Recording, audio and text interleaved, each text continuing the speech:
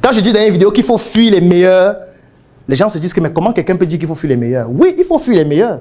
Parce que si tu quittes maintenant, Paul, tu fais quoi actuellement? Quelle est ton activité? Mon activité, oui. je suis boutiquier. Tu es boutiquier, tu vends quoi? Je vends des projets pour université, comme le jus. Les jus? Les projets alimentaires. Tu fais quoi, comment on appelle ça? L'alimentation générale? Oui. Ok. Si tu pars aux États-Unis faire l'alimentation générale, tu sais que tu seras rien. Tu seras comme un enfant dans la société. Tu seras comme quelqu'un qui est perdu. Tu sais pourquoi je le dis? Parce que tu es dans un pays où les gens vont sur Mars.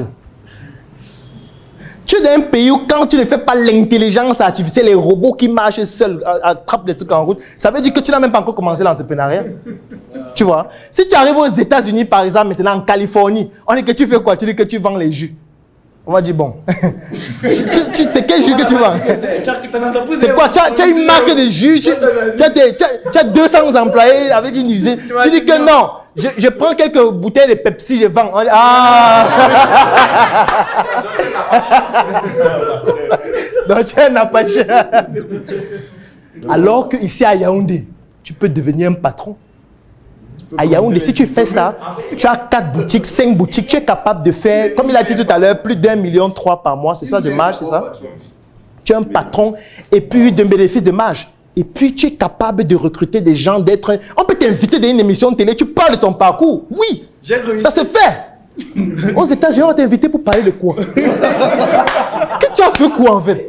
Les gens vont dire que mais le pays se devient fou. Donc on invite Elon Musk, tu es assis à côté de lui. Donc quand il dit que Tesla va faire ceci, toi tu dis que bon, moi je vends les bouteilles de Pepsi. Bon, sauf si tu fais un chiffre d'affaires peut-être de 2 milliards d'euros peut-être par an, je ne sais pas. Et ça va prendre beaucoup de temps. Tu vois que quand on change des référentiels, ici tu deviens puissant alors que là-bas tu ne représentes rien. Donc moi j'ai très vite compris que gars, si tu vas aux États-Unis maintenant, il faut que tu sois un super génie. Et même là, il y a trop de super génies. Donc, du coup, si tu restes ici et que tu es un peu discipliné, tu peux te démarquer plus rapidement. Donc, c'est comme ça que je commence à développer ma discipline parce que je sais que nous sommes dans un environnement où si tu es un peu discipliné et un peu fin dans ce que tu fais, tu te démarques très vite. Puisque la discipline et la finesse n'est pas la chose la plus, j'ai envie de dire quoi, la plus courante. Je prends l'exemple. Le livre que je viens de publier là, on a corrigé la couverture 11 fois. Pourtant, je travaille avec un graphiste qui est excellent. Et il m'envoie la couverture, je dis non, ici il y a trop d'espace, il faut modifier. Ici le L c'est la police, je n'aime pas, il faut changer. Un livre que j'offre aux gens gratuitement, il y a autant de détails. Tu vois, c'est parce que gars, à un niveau, quand tu es assez pointu sur les détails dans notre environnement, tu peux t'en sortir très, très facilement parce que tu vas te démarquer très vite. Donc c'est ça qui me pousse au quotidien à comprendre que non, il faut les détails dans ce que tu vas faire. C'est la seule chose qui va te permettre de te démarquer. Mais comment faire pour travailler les détails? En fait, il faut que tu le fasses tous les jours en te disant que je dois faire un peu mieux chaque jour. Et quand tu fais un peu mieux chaque jour, en faisant ça chaque jour, à un moment donné, tu deviens très fin. Et quand tu es fin dans un environnement comme celui-ci, où c'est la médiocrité qui est l'étalon, à un moment donné, tu te fais remarquer facilement. Moi, au début, quand on m'invitait dans une émission, j'avais peur. Je me demandais que j'ai fait quoi pour qu'on m'invite à la télé? Je me disais que, mais on ne fait encore rien. Comment on t'invite à la télé? Pour parler de quoi? Après, j'ai commencé à dire que, bon, ok, peut-être dans notre environnement, les conneries qu'on fait, si peut-être ça intéresse les gens. Au début, moi, c'est ce que je me disais.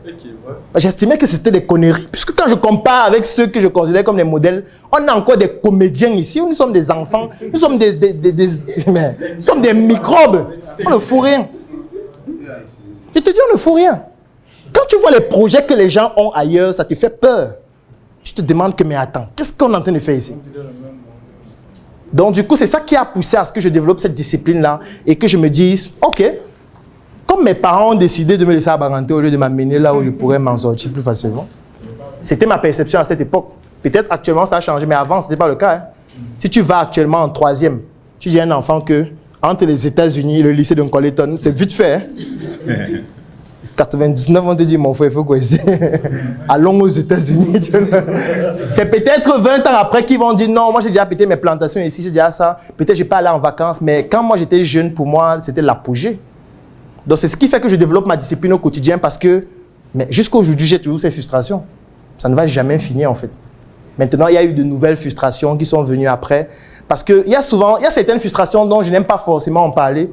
Parce que j'estime que ça peut décourager certains inutilement et je ne veux pas avoir des frustrations qui découragent les gens. Je prends un exemple. Il y a une vidéo que j'avais eu à faire un jour. Après, bon, il y a beaucoup de personnes qui m'ont contacté pour dire, gars, tu es quand même allé un peu loin. On te sait mesurer, tempérer. Mais ce jour, j'avais craqué. Pourquoi? Parce que dans la vidéo, je disais que quand tu t'appelles Numbissier et tu es à Yaoundé, c'est un problème. Ceux qui comprennent ont compris ce que j'ai dit. C'est un problème. Tu n'as pas un bon nom. Tu vois, on va raconter ce qu'on va raconter, on va dire ce qu'on va dire. Moi, j'ai vécu des trucs qui sont horribles. Moi, j'aime toujours raconter une chose parce qu'il y avait les témoins. Ce qu'il n'y a pas les témoins, je préfère ne pas raconter parce que je ne veux pas mettre en mal quelqu'un. Ce jour, j'étais avec Eugène, feu Eugène. On était avec Rita, avec qui nous avons, du moins, Eugène avait créé Inspiration et puis nous avait convié à son projet. Un jour, on va donc pour louer la salle de Cita Bella où devait se dérouler une édition d'Inspiration où je devais être orateur. Et on arrive dans la salle, du moins, on avait fait la demande, on avait mis nos noms et tout. On arrive chez le monsieur que je ne peux pas citer. Et il nous dit, pourquoi il y a trop de bamiliqués dans votre équipe là? Et ce jour, je disais de manière ironique que nous sommes Gabonais. Je disais en souriant, mais au fond, c'est pas amusant. Tu vois, c'est pas amusant parce que tu as l'impression parfois que tu dois faire 50 fois plus. Je vais prendre un autre exemple. Moi, j'ai fait l'université des montagnes.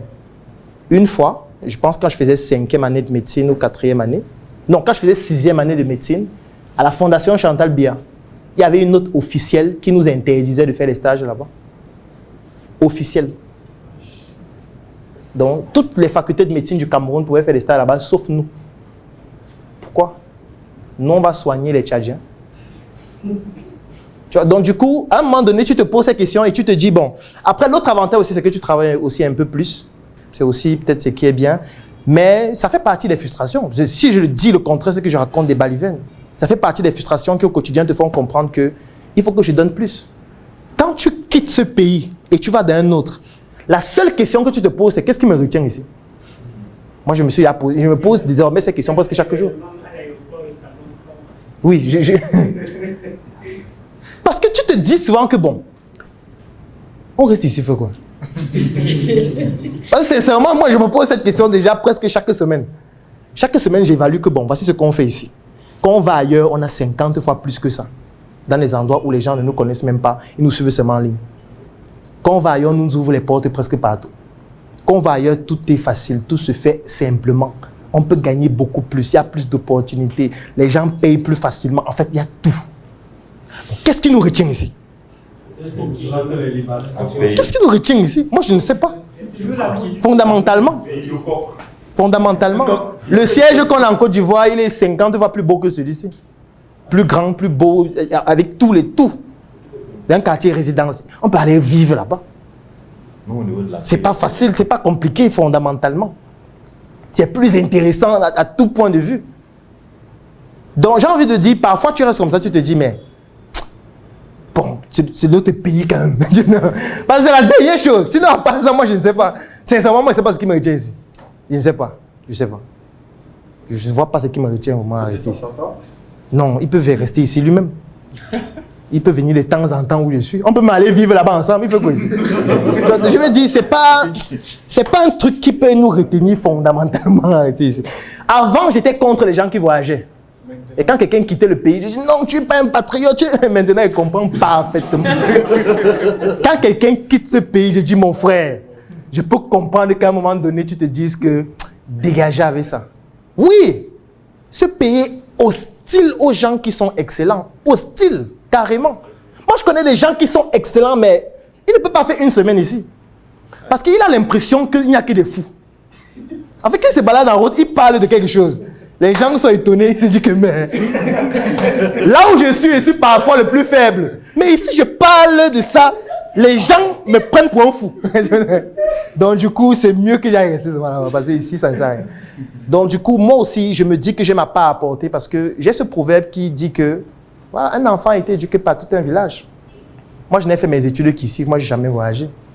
Moi, j'ai voyagé pour la première fois, ça fait même pas 2 ans, parce que je ne voulais pas voyager. Donc, j'estime que le Cameroun m'a tout donné. Donc, j'ai le devoir aussi d'apporter ce que je peux. Mais parfois, tu apportes, mais on te fait comprendre qu'on ne veut même pas ce que tu apportes. Donc, du coup, tu te dis que bon, puisque vous ne voulez pas que la porte, alors que je vais vous rendre ce que vous m'avez donné, je vais donc aller donner à ceux qui estiment qu'ils en ont plus besoin. Donc, c'est pour répondre à la première question. Je ne sais pas si j'y ai répondu. Ok. Deuxième question, c'est une question qui est extrêmement difficile. La nuance qu'il y a entre le leadership et la discipline, c'est extrêmement difficile. Pourquoi c'est difficile à répondre? C'est parce que ça varie en fonction des cas de figure. Je vais prendre un exemple qui est simple. La mission est simple. Voici une arme capable de changer le mindset du continent africain. Détruire l'obésité de l'inconsistance intellectuelle dans laquelle se cache le coffret VIP. Il possède une arme contenant 200 heures de formation et 8 ans d'expérience entrepreneuriale. Recevez le pouvoir de devenir une meilleure version de vous-même. Armez-vous de cette clé pour une réussite entrepreneuriale.